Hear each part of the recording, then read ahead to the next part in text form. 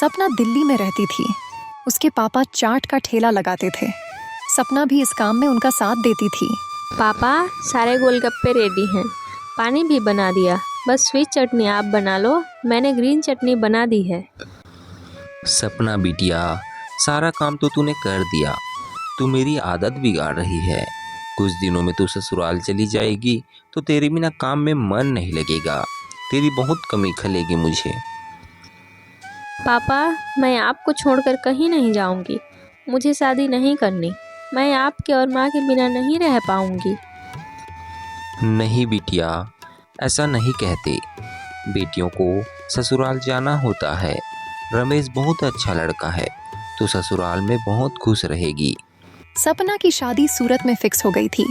1 महीने बाद शादी थी, इसलिए सपना पेरेंट्स से दूर जाने में थोड़ा दुखी थी। सपना बड़ी थी और उसका छोटा भाई पढ़ रहा था। धीरे धीरे 1 महीना बीत गया और शादी का दिन आया। सपना के पेरेंट्स ने उसे खुशी खुशी विदा किया। शादी के बाद सपना दिल्ली से सूरत अपने ससुराल आई। सपना का हस्बैंड रमेश एक गैराज में गाड़ियों की रिपेयर करता था। सपना सेंसिबल थी। उसने घर संभाल लिया। बस बहू, मैं और रोटी नहीं लूँगी, रमेश को दे दे। एक ही रोटी देना, पेट में जगह नहीं है। इतना टेस्टी खाना बनाया कि मैं एक रोटी भूख से ज़्यादा खा गई। कहाँ माँ जी, छोटी छोटी रोटियाँ बनाती हूँ। अब मैं आ गई हूँ तो डेली आपको मेरे हाथ का गर्मा गर्म खाना खाना होगा। कोई बहाना नहीं चलेगा। हमारे तो भाग्य खुल गए जो तुम बहू बनकर आई। जीती रहो बेटी, जुग जुग जियो। सुनिए, आपका टिफ़िन पैक कर दिया है, लीजिए, ले जाइए। चलो, तुम्हें मार्केट भी जाना था ना? हाँ, बस 2 मिनट में आई। ठीक है, मैं मोटरसाइकिल निकाल लेता हूँ। माँ जी, और क्या क्या सामान लाना है? बस जो लिस्ट में है, बाकी तुम अपने लिए जो चाहे खरीद लेना बहू। सपना रमेश के साथ मोटरसाइकिल पर मार्केट चली गई। कहो तो गैरेज बाद में जाऊँ। तुम अकेले सामान कैसे लाओगी? अरे आप टेंशन मत लो, मैं ऑटो ले लूँगी। रमेश सपना को मार्केट में छोड़कर गैराज जाने लगा। तभी उसकी मोटरसाइकिल के सामने एक स्टोन आया। मोटरसाइकिल डगमगाई और रमेश बुरी तरह गिरा। उसे काफ़ी इंजरीज हुई। सपना पास ही थी। हे भगवान, ये क्या हुआ? भाई साहब, कोई तो मदद करो मेरी प्लीज़। कुछ लोग मदद के लिए आए और रमेश को नियर बाय हॉस्पिटल ले गए। डॉक्टर ने इलाज किया। कुछ देर बाद रमेश को रिलीफ मिला। सीरियस चोटें नहीं थीं, पर पैर की बोन टूट गई थी। 2 डेज बाद रमेश को डिस्चार्ज मिला। हाँ माँ, मैं ठीक हूँ। बस पैर में फ्रैक्चर है। कुछ महीनों में ठीक हो जाऊँगा। आप चिंता मत करो। मैं माँ हूँ बेटा। जरा सी चोट आए बच्चे को तो माँ की जान निकल जाती है। तुझे इतनी चोट आई है, अब गैरेज भी नहीं जा सकता। मैं कैसे चिंता ना करूं? डॉक्टर ने 6 महीने रेस्ट करने के लिए बोला है। आप टेंशन मत लो, मैं कोई ना कोई काम शुरू कर लूँगी ताकि घर में कुछ न कुछ इनकम आते रहे। तभी सपना के पेरेंट्स दिल्ली से आ गए।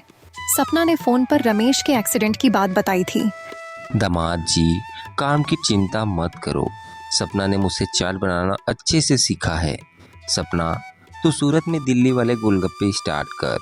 कुछ दिन मैं यहाँ रुकता हूँ, काम सेट होने पर चला जाऊँगा। हाँ पापा, ये गुड आइडिया है। दिल्ली वाले गोलगप्पे यहाँ हिट होंगे।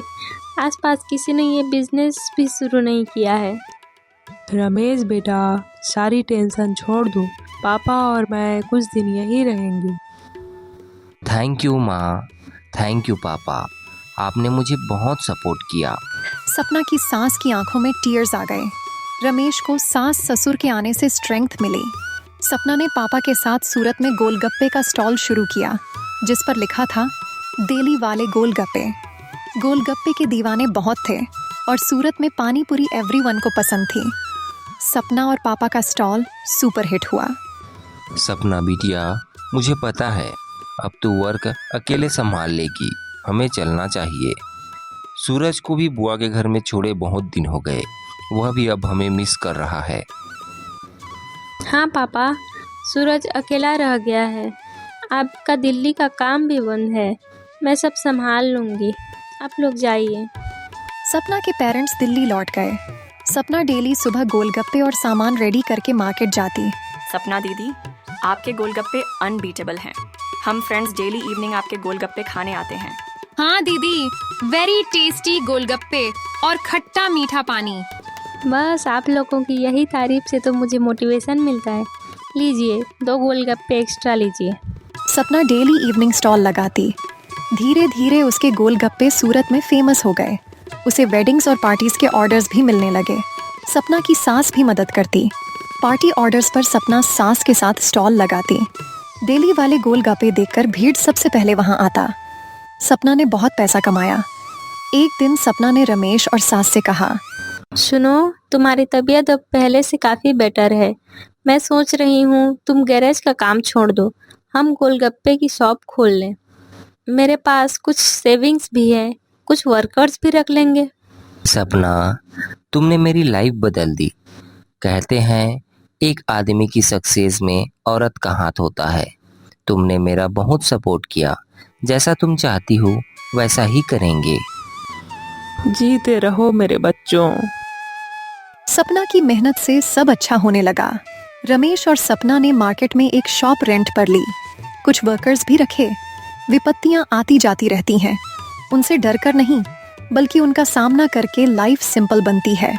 जो स्ट्रगल से लड़ता है वही बिग अचीवमेंट्स पाता है, जैसा सपना ने किया।